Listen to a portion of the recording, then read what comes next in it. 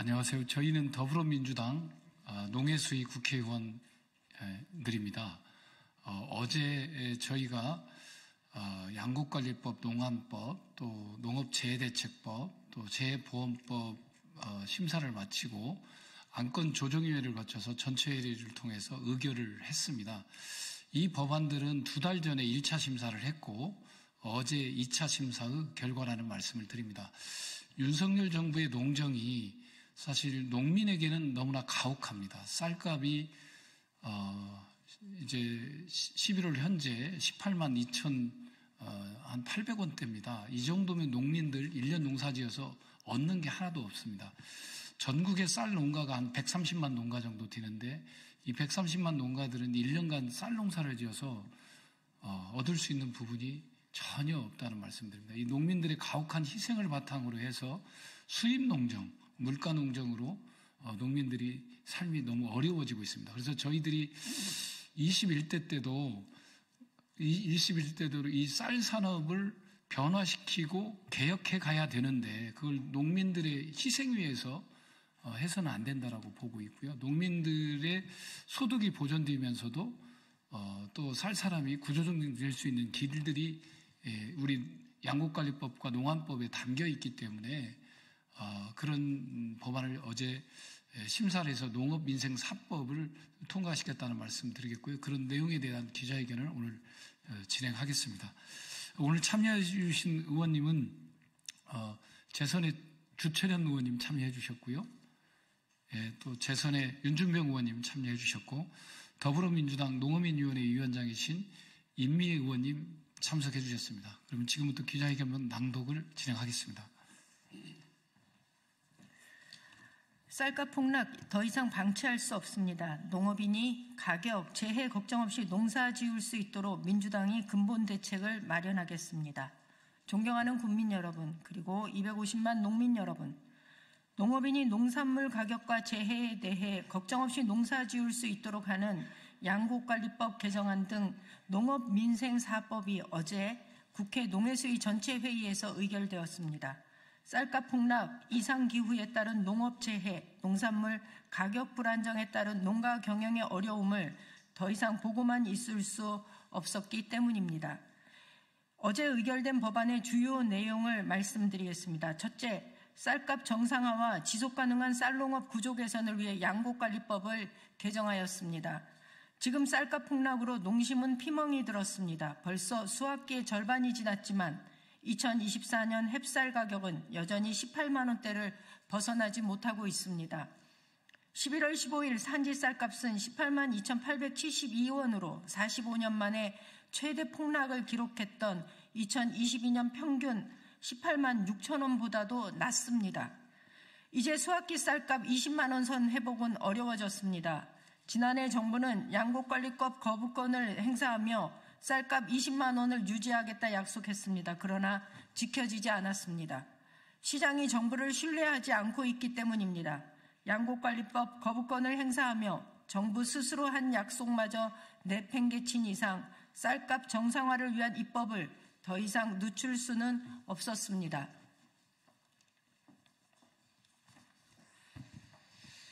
이에 양곡 수급계획 강화, 수입 양곡관리 확대 등을 통한 식량 안보 강화, 쌀값 안정 및 타작물 지원을 위한 사전적 수급 조절 정책의 획기적 확대, 그럼에도 쌀값이 하락할 경우 사후 손실 보전 대책으로 양곡 가격 안정제 도입, 쌀값이 대폭락하는 위기 상황을 대비해 양곡 수급관리위원회에서 정한 기준에 따라 시장 격리 또는 정부 보유국 방출을 의무화하는 양곡관리법 개정안을 의결하였습니다.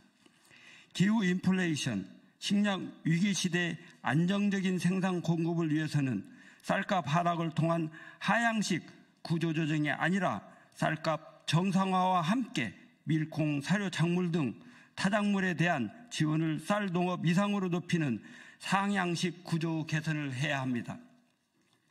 둘째, 농산물 가격 불안정에 따른 농가 경영 위험을 방지하고 장바구니 물가 상승으로 힘겨운 소비자를 위해 농수산물 유통 및 가격 안정법을 개정하였습니다. 한국은행에 따르면 우리나라 농산물의 가격 변동성은 주요국 대비 최고 수준입니다. 제조업 제품에 비해 1.5배나 높습니다. 농업 경영을 위협하는 수준입니다. 이에 따라 연평균 농업소득은 30년 전인 1995년 1,047만 원에서 2023년 1,114만으로 6.4% 증가에 그쳤고, 물가 상승을 고려한 실질소득은 56.3%나 하락했습니다. 최근에는 이상기후와 생산기반 축소로 안정적 농산물 공급에 어려움이 발생해 소비자 장바구니 물가마저 힘겨운 상황입니다. 이에 농산물의 안정적 공급을 위한 계약 생산을 강화하고 농산물 가격 폭등 시 소비자 보호 시책을 규정하며 농산물 가격 폭락 시 생산자 보호를 위해 농산물 가격 안정제를 도입하려는 것입니다.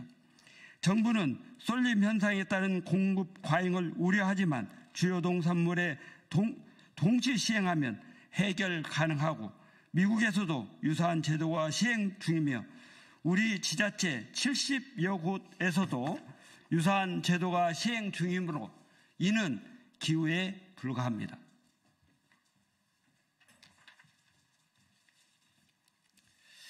셋째, 심각한 이상기후에 대응하기 위해 농업재해대책법과 농업재해보험법을 개정하였습니다.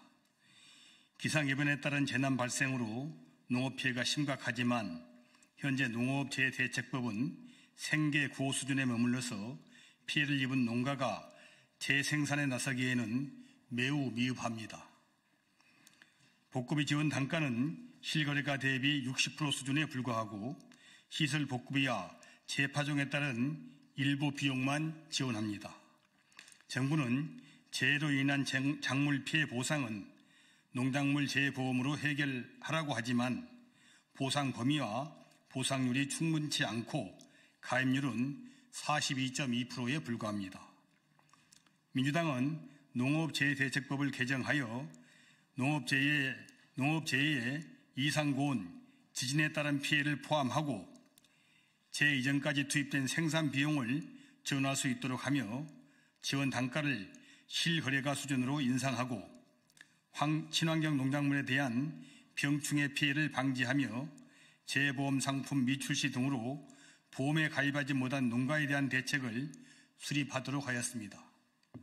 또한 농업재해보험법을 개정하여 재해보험 후 대상에 병충해를 포함하고 보험심의의 기능을 확대하며 손해평가사의 전문성을 제고하고 불가피한 자연재해로 인한 피해 할증을 적용하지 않도록 하였으며 누적 손해 경감에 대한 비용을 지원하는 등 농작물 재해보험을 개선하였습니다. 존경하는 국민 여러분, 농민 여러분, 한국 농업은 새로운 위기에 직면해 있습니다.